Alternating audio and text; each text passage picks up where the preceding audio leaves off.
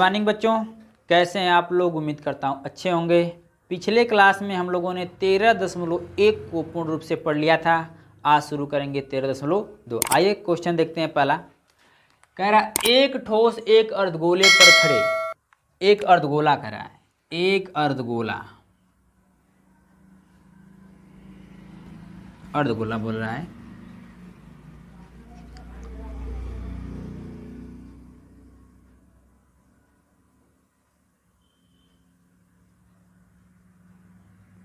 ये हमारा अर्धगोला हो गया, ठीक है। करा अर्धगोले पर खड़े एक शंकु के आकार का है। एक शंकु बना लेते हैं, इस पे एक शंकु खड़ा है, ठीक है। ये हमारा शंकु इस पे खड़ा हो गया अर्धगोले पर। कह रहा है जिनकी त्रिज्या 1 सेंटीमीटर है। त्रिज्या यहाँ से यहाँ तक हो जाएगा अर्धगोले की त्रिज्या, क्योंकि अर्धगोले की त्रिज्या अर्धगोले की ऊंचाई के बराबर होती है। लिख लेते हैं अर्धगोले की त्रिज्या।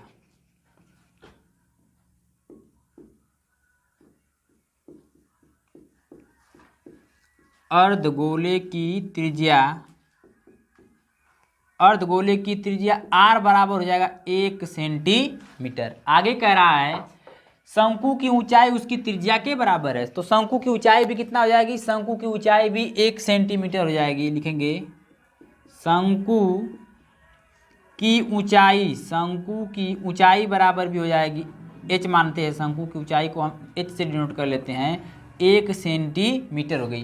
कह रहा था शंकु की ऊंचाई उसकी त्रिज्या के बराबर है। शंकु की जो ऊंचाई है वो किसके बराबर है, इसी के बराबर है, अर्धगोले के त्रिज्या के बराबर है। यह 1 सेंटीमीटर हो गया, तो 1 सेंटीमीटर ये भी हो जाएगा, ठीक है। कह रहा है इस ठोस का आयतन पाई के पदों में ज्ञात कीजिए। तो हम लिख लेते हैं ठोस का आयतन। लिखेंगे ठोस का आयतन, ठोस का आयतन बराबर फार्मूला क्या हो जाएगा, अर्धगोले का आयतन प्लस शंकु का आयतन, या शंकु का आयतन प्लस अर्धगोले का आयतन। लिखेंगे अर्धगोले का आयतन। आगे चलते हैं। शंकु का आयतन हो जाएगा 1/3 पाई r स्क्वायर h हो जाएगा, प्लस अर्धगोले का आयतन कितना होता है, 2/3 पाई r क्यूब। लिख लेंगे 2/3 पाई r क्यूब, 1/3 पाई r स्क्वायर, दोनों तरफ मिल जाएगा 1/3 पाई r स्क्वायर, 1/3 पाई r स्क्वायर, दोनों तरफ हमको वनिष्ठ मिल जाएगा। लिख लेंगे 1/3 पाई r स्क्वायर, 1/3 पाई r स्क्वायर से कैंसिल हो जाएगा, 1/3 पाई r स्क्वायर, बच जाएगा हमारा h, हो जाएगा h प्लस 1/3 कट जाएगा, बचेगा यहाँ पे 2, तो 1/3 खत्म, पाई r स्क्वायर से पाई r स्क्वायर कैंसिल हो जाएगा, यहाँ पे 1 r बच जाएगा। अब इसके आगे चलते हैं। हो जाएगा 1/3 गुणे पाई गुणे 1, यानी त्रिज्या का मान हमारा है 1 दिया है त्रिज्या। लिख लेंगे 1 का स्क्वायर गुणे कोष्टक में h का मान जो ऊंचाई दिया हुआ है वो भी हमारा 1 है, इसको भी 1 रख लेते हैं, प्लस 2 गुणे 1, यानी त्रिज्या 1 है। इसके आगे चलते हैं। जब हम गुणा करेंगे तो हो जाएगा π/3। हम लिख लेते हैं π/3 गुणे 1 और 2 आपस में जुड़ जाएगा, 2 1 कम 2 हो जाएगा, 2 1 3 हो जाएगा, गुणे 3 कर लेंगे, 3 से 3 क्या हो जाएगा हमारा, कैंसिल हो जाएगा, पाई बचेगा। आंसर हमारा पाई आ गया। अब इसकी मात्रक की बात करते हैं। सब आयतन में दिया है तो लिख लेंगे घन सेंटीमीटर, यानी सेंटीमीटर क्यूब। ये हमारा हो जाएगा राइट आंसर। आप लोग इसे अपने नोटबुक में नोट कर लीजिए। क्वेश्चन नंबर 2 देखते हैं। क्वेश्चन नंबर 2 कह रहा है कि एक इंजीनियरिंग के विद्यार्थी रचेल से एक पतली एल्यूमिनियम का शीट का प्रयोग करते हुए एक मॉडल बनाने को कहा गया जो एक ऐसे बेलन के आकार का हो। कह रहा है कि एक बेलन के आकार का हो। लिखते हैं, एक बेलन बनाते हैं।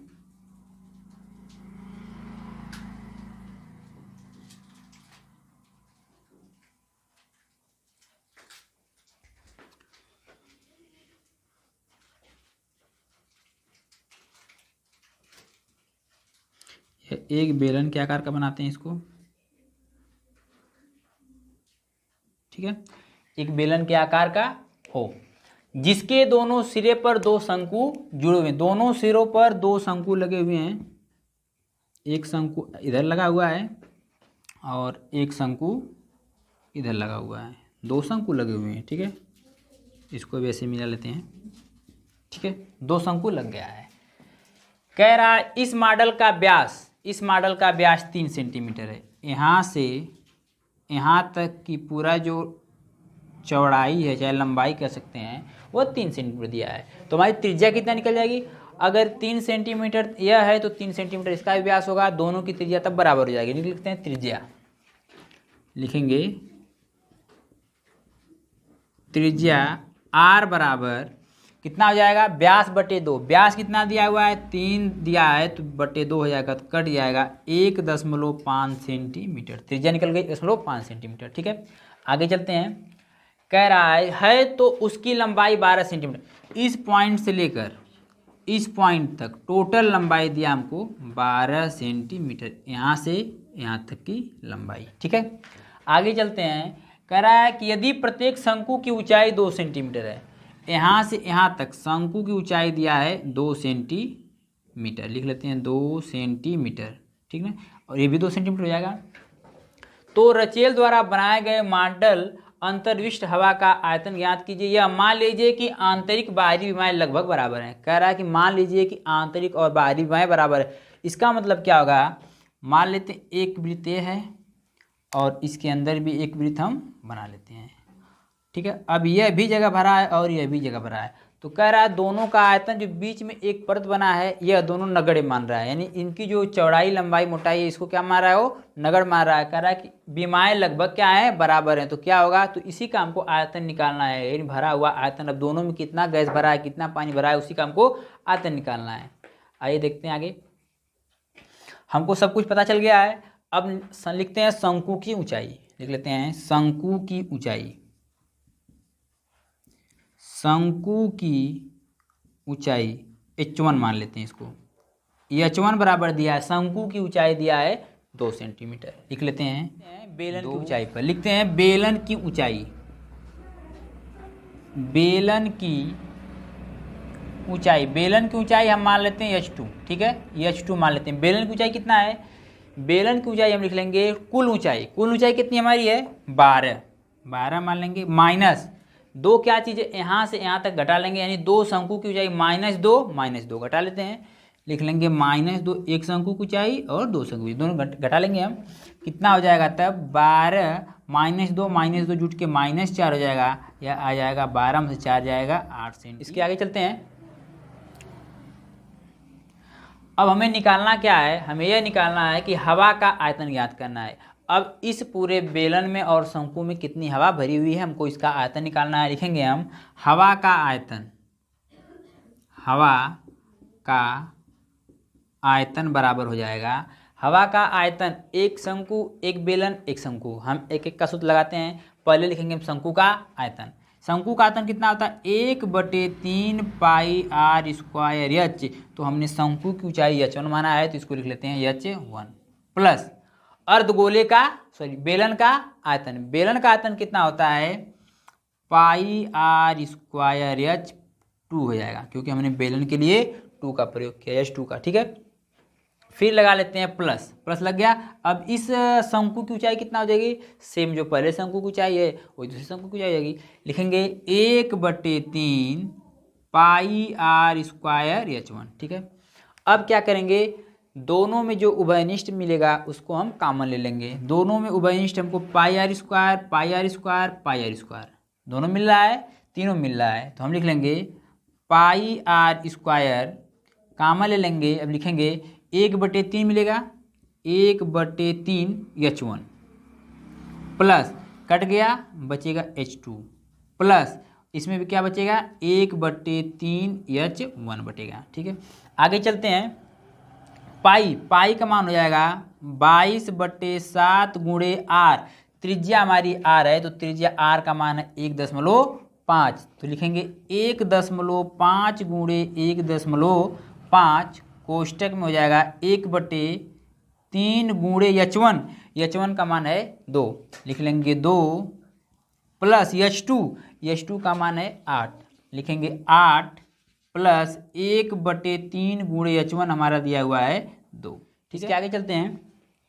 यह हो जाएगा 22/7 गुणे 1.5, 1.5 जब गुणा करेंगे हो जाएगा 2.25, यह हो जाएगा 1/3 और 1/3 गुणे 2 हो जाएगा 2 दूना के 4, यानी 4/3 प्लस 8 हो जाएगा। ठीक है, अब क्या करेंगे, अब 22 का गुणा 2.5 में कर लेंगे। जब 22 का गुणा 2.5 में करेंगे तो हो जाएगा 49.5/7 गुणे, जब इसका लसापा लेके जोड़ देंगे, यानी एलसीएम लेके जोड़ देंगे इसको, तो ये हो जाएगा 28/3। इसके आगे चलते हैं।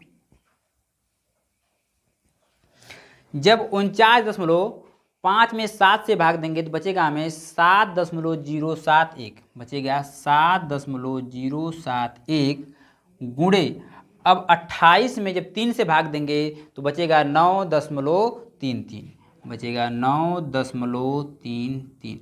अब जब हम क्या करेंगे, 7.071 में गुणा करेंगे 9.313 से, तो बचेगा हमारा 3 से गुणा करेंगे तो बचेगा हमारा 65.996।